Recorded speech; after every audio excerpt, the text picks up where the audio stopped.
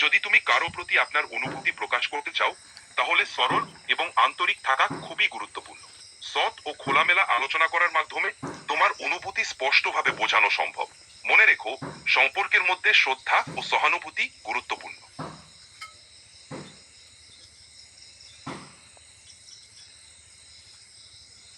সম্পর্কে সচেতন ও আন্তরিক থাকা খুবই গুরুত্বপূর্ণ।